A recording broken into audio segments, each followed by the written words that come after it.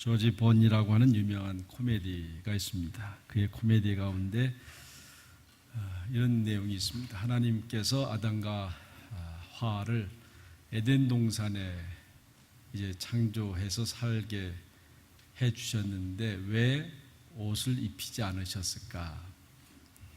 여러분은 어떻게 생각하십니까? 왜 옷을 입혀주지 않았을까? 뭐라고 생각하십니까? 이분 얘기는 만약에 옷을 입혀 주었다라고 하면 꼭 주머니를 만들어 달라고 그랬을 것이다. 그래서 또 주머니를 만들어주면 주머니에다가 금덩어리 넣어달라고 그랬을 것이다. 그렇게 이야기를 했습니다. 이 이야기는 무슨 얘기입니까? 인간의 욕심이 한도 끝도 없다고 하는 거죠. 아마 저나 여러분이나 그 욕심 때문에 어려움을 당할 때가 많이 있을 것입니다. 근데 이 욕심, 우리는 이 욕심을 되게 물질로만 많이 생각할 때가 있습니다. 더 나아가서는 명예와 권세를 생각하게 되는데 사실은 명예, 권세, 물질 하면 금방 드러나요. 내가 욕심이 있구나. 욕심이 있구나. 그런데 그보다 더 중요한 문제가 뭐냐면 우리 마음속에 감추어진 욕심이 있다고 하는 거예요. 우리 마음속에 감추어진 욕심. 어떻게 보면 잘 드러나지 않는, 다른 사람이 판단하기 어려운 그 마음속 깊은 곳에 숨어있는 그 욕심.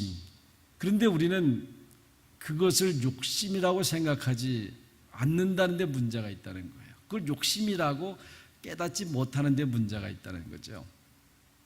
여러분, 욕심은 뭡니까? 사실은 굉장히 무서운 악의 뿌리이지 않습니까? 욕심이 잉태하면 어떻게 돼요? 결과는 죽음이라고 그랬어요. 그러니까 얼마나 무서운 겁니까? 그런데 사실은 그걸 잘 모르는 거죠. 여러분, 선한 일을 할 때 어떻습니까? 내가 선한 일을 한다. 누구를 도와주고 누구를 위해서 섬겨주고 그렇게 할 때 어떤 마음이 있어요? 그 속에 조금이라도 인정받고 싶은 마음이 있어요. 인정받고 싶은, 좀 누가 좀 알아줬으면 좋겠다. 저도 가끔씩 그럴 때가 있어요. 이렇게 주중에 나와서 뭘 할 때 보면 좀 성도가 와서 봤으면 좋겠다. 그런 유혹이 있어요. 지금은 이제 교회 와서 그렇게 많이 안 하지만 초창기는 여기 거의 매일 나와서 풀 뽑아주고 화단 가꿔주고 그래서요. 그러면 누군가 주중에 나와서 봤으면 좋은데 주중엔 잘 교회 성도들이 안 오고 가끔씩 차 타고 지나가는 백인이 꼬험하면서 소를 내면서 손가락 확 펴고 와요. 그래서 속으로 저 나쁜 놈 그러니 어쨌든 간에 사람 마음이 다 크게 있어요. 여러분, 물질이 더 큰 욕심입니까? 아니면 명예가 더 큰 욕심입니까? 사실은 명예가 더 큰 욕심이에요. 존경받는 것. 그래서 이 물질을 가지고 명예를 사게 되고 물질을 가지고 존경을 받게 돼요. 그 욕심이 있는 거예요. 욕심이 있는 거예요. 우리는 뭔가 선한 일을 하면 그 마음속 깊은 곳에 대가성을 요구하게 됩니다. 이것이 우리의 모습이라고 할 수 있을 거예요. 오늘 성경 본문 이 마태복음 10장은 별명이 파송장이라고 그래요. 파송장. 예수님께서 제자들을 이곳저곳에서 다 모으지 않습니까? 12명을 모으고 이제 그들에게 파송장을 주어서 이제 보내게 되는 그러한 장면이라고 할 수 있습니다. 여러분, 우리 예수 믿는 사람의 정체의식, 예수 믿는 사람들에게 아주 중요한 업무가 있습니다. 그건 뭐예요? 예수님이 우리에게 마지막 주신 이야기 아닙니까? 하늘로 승천하시면서 내 증인이 되라. 그러니까 내가 예수 그리스도인이다. 저가 예수 그리스도인이다라고 하는 그 정체 속에서 그의 업무는 뭐냐면 증인이 되는 거예요. 증인이 되는 거. 만약에 우리가 증인된 삶을 소홀히 한다고 하면 어떻게 하겠습니까? 그러니까 적어도 우리는 증인이라고 하는 것을 잊지 말아야 돼요. 내가 말하는 것, 행동하는 것, 생각하는 것, 다 이 모든 것이 합쳐서 예수 그리스도를 증언하는 거다.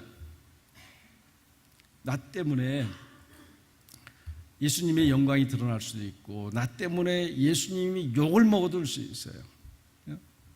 이게 적어도 우리가 어떻게 살아야 된다는 생각을 늘 하고 살아가야 돼. 실수를 하고 또 회개하고 실수를 하고 회개하고 그런 하나를 반복하는 한 있더라도 적어도 내가 하나님 앞에 해야 될 일은 증인이다라고 하는 걸 잊어서는 안 돼요. 그거를 딱 잡고 있으면 내가 노력하지 않아도 주님을 조금씩 닮아가요. 근데 그걸 잃어버리면 그냥 확 말해버리고, 그죠? 그냥 인간 본능적으로 행동하게 되고, 그죠? 그런 거예요. 이게 적어도 이 생각을 하셔야 돼요. 그래서 오늘 이 성경, 이 마태복음 10장은 예수님의 제자들에게 뿐만 아니라 우리에게 똑같은 거예요. 그래서 그 절차가 있어요. 진행 과정이 있어요. 어떻게 하냐면 먼저 제자들을 부르시잖아요. 부르셔요. 근데 그 부르시는 과정은 우리 말하면 뭐 면접을 하고 뭐 이력서를 보고 자격증을 보고 그런 거 아니에요. 그냥 일방적으로 너 내 제자가 돼. 너 내 제자가 돼.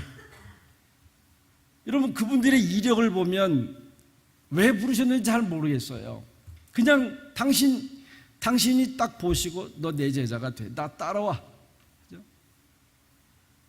그러니까 이 사람들도 아마 저는 그랬을 것 같아요. 지금 12명이 치료졌는데 예수님은 딱 12명 딱 부르는데 12명만 딱 따라왔을 거 아닐 것 같아요. 그냥 제 생각으로는 한 1000명 정도 너 따라와 그랬는데 진짜 따라온 사람들은 12명밖에 안 따라왔을 것 같아요. 그렇잖아요. 그래서 그 12명을 딱 불렀어요.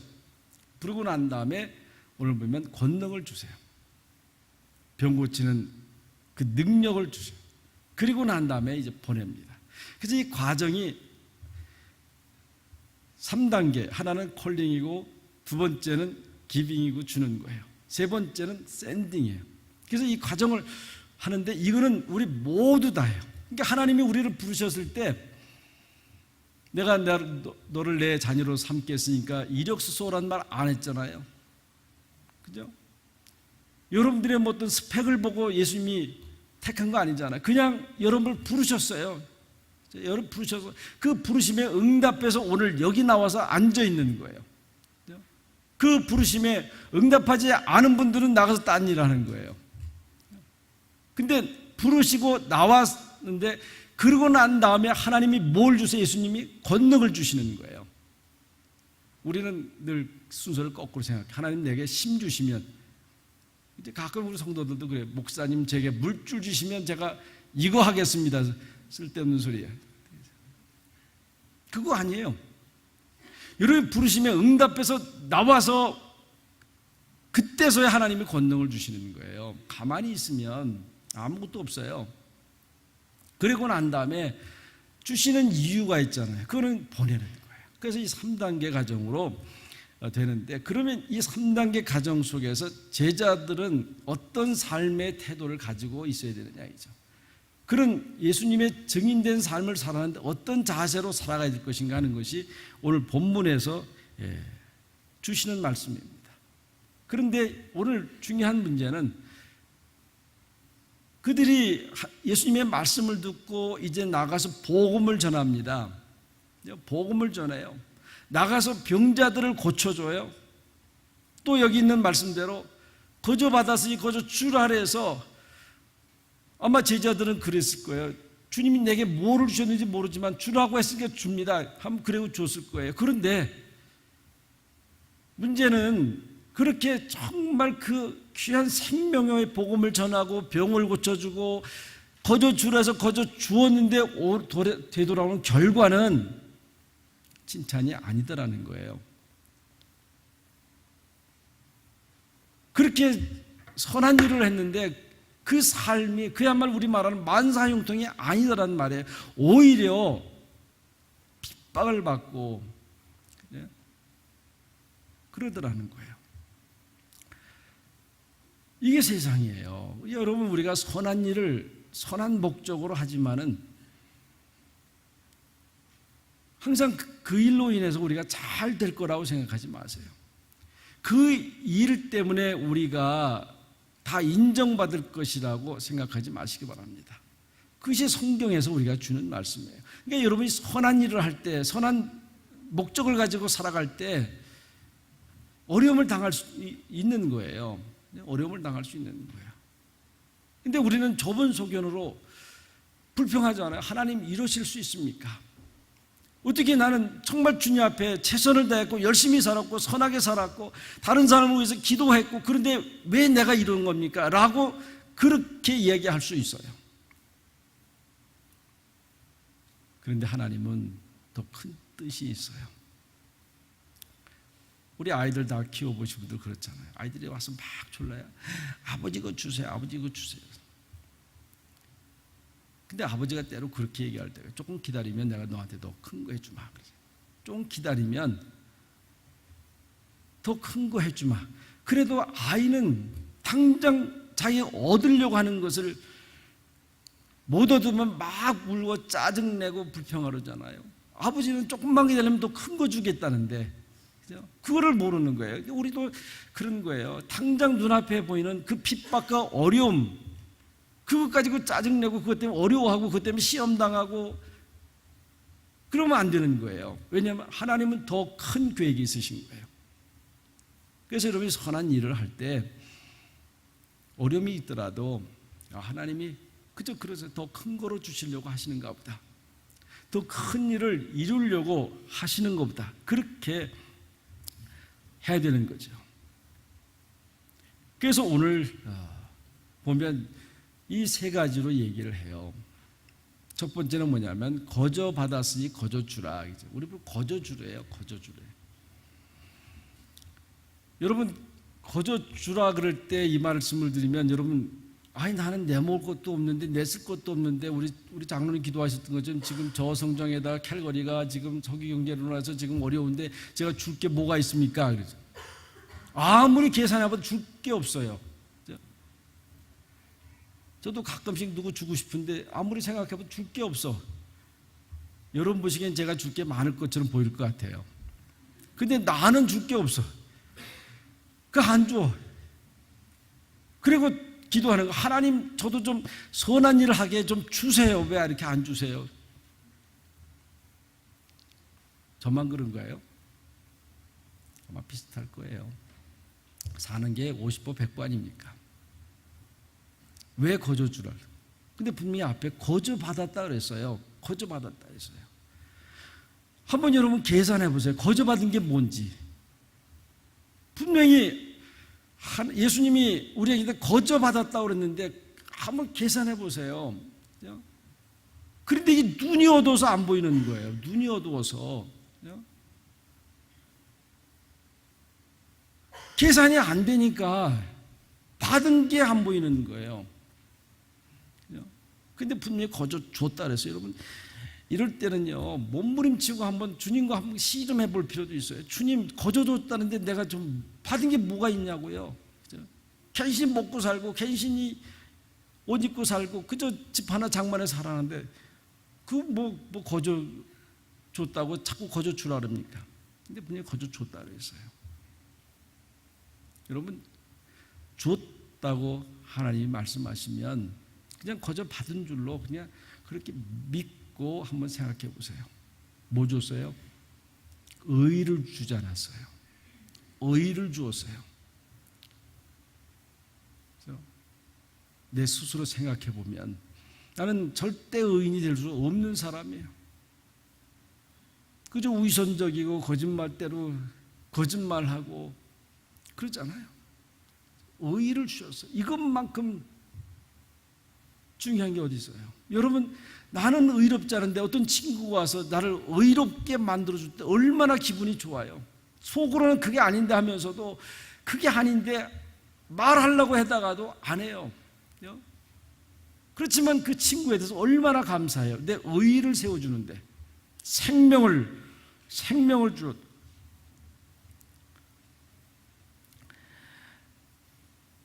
이런 마음. 우리가 이 받는다고 하는 걸 참 중요해요. 받는다는 그 자세, 굉장히 거저 받았다고 하는 거. 여러분 선물 받을 때 어떤 태도로 받아요? 그래서 주는 사람들은, 한국은요 선물이 커요. 진짜 커요. 안에 상자부터 커요. 내용물은 둘째치고라도 상자부터 커요. 왜냐하면 일단 보기 좋아야 되니까. 순간적으로 받을 때 상자가 커야 기분 좋잖아요. 조그만 거 가지만 속으로 애게게 무슨 선물을 저렇게 조그만 거 하잖아. 그죠? 여러분 선물 어떤 마음으로 받아요? 선물 받을 때 부끄러운 마음 없어요? 선물 받을 때 창피한 마음 없어요?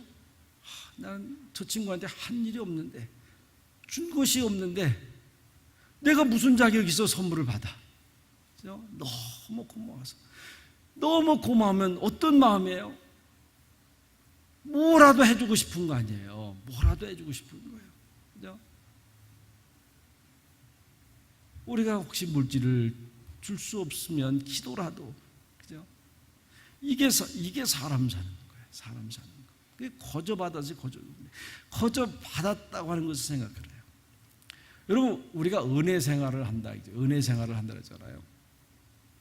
우리는 은혜 생활하면, 어제도 우리 목사님 그런 말씀을, 자꾸 뭐 신비 체험에 대한 방언하고 뭐 이런 거 병 고치고 기도해서, 그거를 우리는 은혜 생활이라고 그래요. 그래서 자꾸 기도하면서 하나님 내게도 그런 은사 주세요.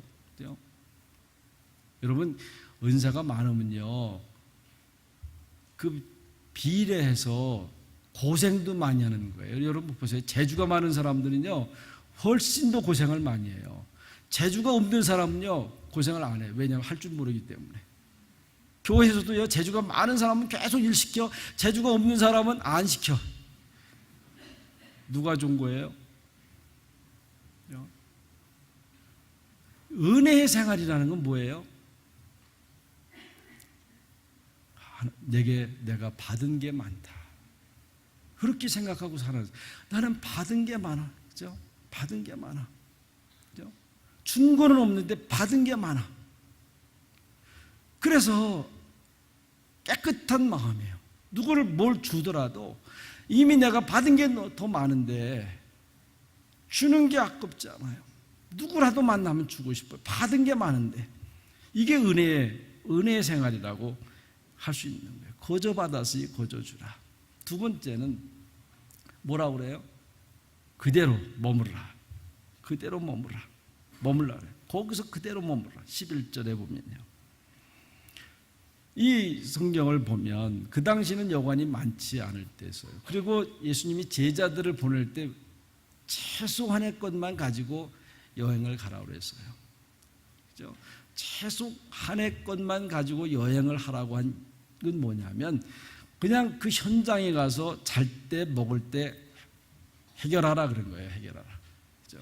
해결하라 한 그 말씀 속에는 네가 가면 누군가가 너를 맞이할 줄 사람이 있고 재워줄 사람이 있고 먹여줄 사람이 이제 걱정하지 말고 이렇게 가라 그런 거예요. 가라. 그래서 이 전도하는 분들이 가요. 마을에 들어가요. 들어가면 어느 사람이 아이고 선생님들 오셨습니까? 누추하지만 우리 집에 머무르세요. 그죠? 누추한 음식이지만 드세요. 그죠? 그래서 대접을 막 받는데 옆집을 보니까 고기 굽는 냄새가 나는 거예요. 집은 대궐 같고. 그런데 옆집에 사람이 와서 선생님 이런 집에서 머무르지 마시고 우리 집 넓으니까 우리 집에 와서 식사도 아주 주무십시오. 이렇게. 어떻게 해야 됩니까? 여러분이라면 어떻게 할 것 같아요? 가야 됩니까? 아니면 그냥 있어야 됩니까? 속으로는 가고 싶은데 체면적으로는 갈 수는 없고, 그죠? 그런 거 아니에요. 그냥 체면대로 머물라는 거예요. 그죠? 그냥 속 빼는 짓 하지 마시고요. 쪼르르 그냥 그지 고기 있다고 해서 그 집 편하게 잘 수 있다고 해서 쪼르르 달려가지 말라는 거예요. 그죠? 그대로 거기에 머물라야죠. 거기에 머물라. 제발 대접받는 것에 따라다니지 말라는 거예요. 그죠? 그 주변 환경에 이리저리 하지 말라는 거예요. 여러분, 세상 살기가 힘들고 세상이 복잡한 이유가 뭐예요? 이게 세상이 복잡한 게 아니에요. 그죠? 세상이 복잡한 게 아니에요. 세상이 살기 힘드는 게 아니고요. 그거는 세상이 그런 게 아니라 내가 힘든 거예요. 내가 자꾸 그런 생각하니까요. 자꾸 그런 생각하니까요. 여러분, 단순하게 사십시다. 단순하게 사세요. 그냥 깨끗하게 사시면 돼요. 그죠? 예수님이 뭘 먹을까, 무엇을 마실까, 무엇을 입을까, 그거 염려하고 살면 아주 골치 아픈 세상 아니에요? 그저 그러세요. 그저 오늘 그저 밥 세 끼 먹은 거로 족하고, 돈이 없어서 놀러 못 가면 그거로 족하고, 저 사람은 놀러 가는데 따뜻한 집안 가는데 나는, 근데 누가 그래? 꼭 배우자들이 그러잖아요. 당신은 뭐 했기네, 저 가정은 저렇게 겨울에 피서가는데 우리는 뭐냐고. 그러지 마세요. 그냥 거기 머물러라 하죠. 있어서 가면 좋은 거예요. 그렇지만 그것 때문에 힘들어하지 말라는 거예요. 그냥 거기 머물러라. 그런데 왜 그런 겁니까? 동기가 있어요. 제자들을 보낼 때 뭐 하라고 보냈어요? 전도하라고 보냈잖아요. 그러면 전도하는 것에 딱 초점을 맞춰야 되는 거예요. 자꾸 쓸데없는 게 옆에 자꾸 보이면 그거는 안 되는 거예요. 전도. 적어도 하나님이 나를 부르셔서 권능을 주시고 보내셨으면 그것에 초점을 맞추고 살아가는 거예요. 그것에 초점을 맞추고 살아. 여러분, 우리가 살아가면서 질문할 게 있어요. 나는 내 사는 목적이 뭐냐 이죠. 무엇 때문에 살아가느냐 이죠. 그거는 아침에 일어나서 자꾸 물어요. 무엇 때문에 살아갑니까? 여러분, 그거에 대한 질문에 대한 답을 할 수 있으면 우리는 어려움 당하지 않아요. 그렇게 유혹 당하지 않아요. 시험 당하지 않아요. 그게 안 되니까 여기도 기웃 저기도 기웃, 이것도 쳐다보고 저것도 쳐다보고 그러니까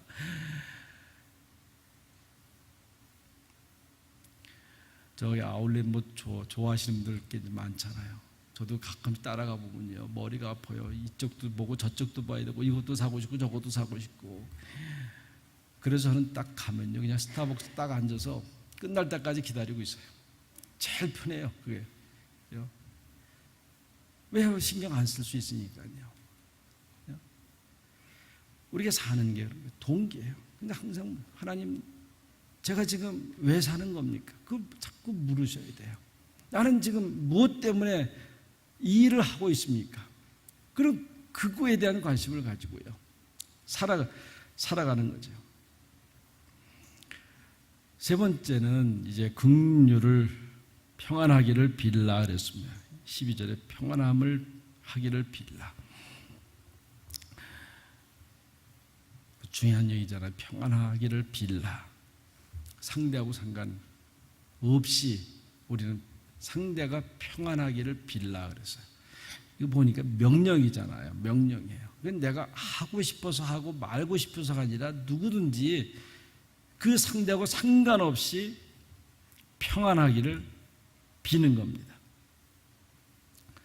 이 샬롬이라고 하는 것은 평안할지어다 하는 것은 뭐냐면 이게 축복의 선언이에요. 그러니까 모든 우리 행위의 정점에는 샬롬이잖아요. 평안한 거예요. 평안을 하기 위해서 우리가 어느 정도 물질도 갖춰야 되고 건강도 있어야 되고, 평안하기 위해서 명예도 있어야 되고 권세도 있어야 되고 그렇잖아요. 만약에 이거 없이 내가 정말 주님의 평안을 가질 수 있다고 하면 사실은 제일 좋은 거예요. 그렇죠? 예수님도 그러잖아요. 평안이 두 개인데 세상이 주는 평안이 있고 내가 주는 평안이 있고, 예수님은 뭐래요? 내가 주는 평안을 주겠다 이죠. 내가 주는 평안. 그 평안을 내가 누릴 수만 있다고 하면 모든 것으로 자유해 줄 수 있는 거예요. 지난주 설교 제목 기억하시는 분? 일부 보니까 한 분도 없더라고요. 그래서 이 설교를 잘못했구나. 기억이 나세요? 평안의 길을 알지 못하는 사람. 평안의 길을 알지 못. 어떻게 해야 평안을 얻는지 모르는 사람들이죠. 그런 설교 했잖아요. 평안의 길을 가지 못해요. 그러면 그럴지라도 우리는 뭐냐면 평안하기를 빌라 그래서 평안하기를 빌라. 상대가 상관없이 그렇게 하라고 우리에게 명령하고 있습니다. 그러니까 우리는 뭐예요? 남을 미워할 권리가 없어요. 남에 대해서 섭섭할 이유도 없는 거예요. 왜냐하면 평안하기를 빌라고 그랬어요. 그러니까 제발 좀 그냥 미워하는 마음이 생기면 빨리 되돌아서요. 섭섭한 마음이 우리가 안 생길 수는 없잖아요. 순간적으로. 그럼 빨리 되돌아서요. 그게 잘하는 그리스도인 아니에요. 그냥 그거 가지고 나중에 알을 낳고 그거 가지고 새끼를 낳고 그러지 마세요. 여러분, 예수 믿는 사람들은요, 남을 미워하지 않을 수는 없어요. 하다 보면요. 근데 그걸 빨리 되도록해서야 돼요. 제가 언제 그랬잖아요. 여러분 앞에서. 제가 축도하고 이 짧은 거리지만 나가면서 딱 하나 기도하는 거 있어요. 아무도 미워하는 마음 안 생기게 해주세요. 저라고 미워하는 사람이 없겠어요? 저라고 때려주고 싶은 사람이 없겠어요? 그러나 이건 나가면서 꼭 한 가지 기도해요. 하나님, 아무도 미워하지 않게 해주세요. 근데 모르겠어요. 하나님이 정말 저한테 은혜를 주셨어요. 그냥.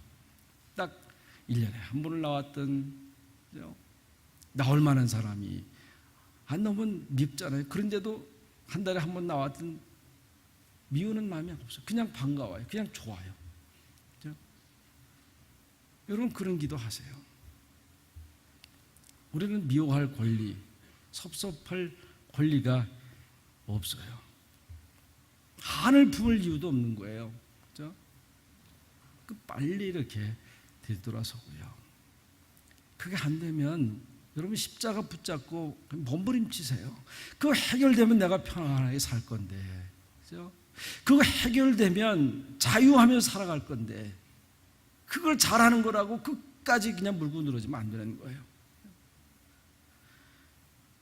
오늘 예수님이 여기 13절에 아주 참 중요한 얘기 하지 않습니까? 그 집이 이에 합당하면 너희 빈 평안이 그에게 임할 것이요 만일 합당하지 아니하면 그 평안이 너에게 돌아올 것이라. 여기는요, 미련한 사람과 똑똑한 사람이 딱 갈려요. 죄송하지만 미련한 사람은 어떤 사람이에요? 내가 기도해서 그 집에서 응답받을 사람을 위해서 기도하는 사람이 미련한 사람이에요. 그렇잖아요. 무슨 얘기인지 잘 이해가 안 되시죠? 여러분들한테 잘해주는 사람을 위해서 물론 기도해야 되지만 그분만을 위해서 기도하지 말라는 거예요. 정말 믿음이 좋은 사람들은 그대로 놔둬도 믿음이 좋아요. 내가 기도해주면 더 믿음이 좋아지고 더 축복을 받아요. 그로 끝나요. 그렇지만 여기 뭐라 했어요? 합당하지 아니하면 그 기도가 누구한테 와요? 나한테. 똑똑한 사람이 누구예요? 똑똑한 사람이 뭐예요? 내가 아무리 기도를 해도 바뀌지 않을 사람. 그렇잖아요. 내가 아무리 기도해도 축복을 받기가 어렵다라고 생각하는 사람을 위해서 기도하는 사람이 똑똑한 사람이에요. 왜요? 그 기도가 나한테 오는데. 안 하겠어요? 그렇게 해야 그게 똑똑한 사람 아니에요. 예수님이 분명하게 그렇게 말씀하고 있습니다. 그러니까 우리는 뭐예요? 상대가 내가 기도해서 복을 받든 상대가 복을 받지 못하든 상관없이 우리가 해야 될 일은 평안을 비는 거예요. 잘 되기를 바라요. 건강하게 되기를 바라요. 복 받기를 원해요. 마음이 평안하기를 바라요. 자꾸 여러분 얘기해 주세요. 잘 될 거예요. 건강하게 될 거예요. 회복될 거예요. 나아질 거예요.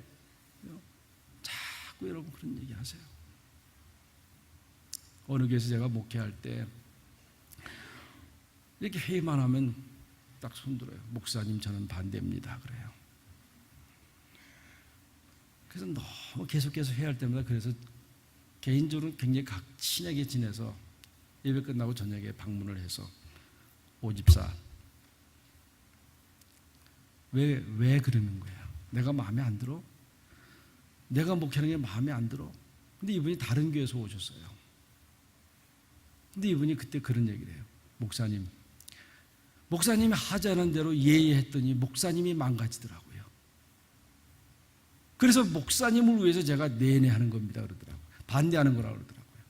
그래, 그렇다고 고맙지. 그런데 당신 인생이 망가져.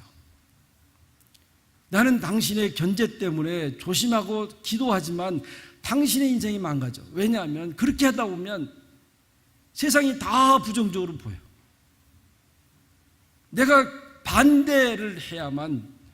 그래서 반대를 위한 반대를 하는 사람들은요, 삶이 편치를 않아요.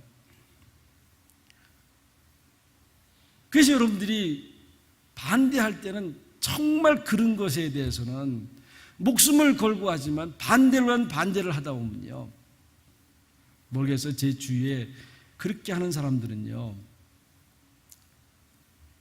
생활이 편치를 않아요. 가정도 편치를 않아요.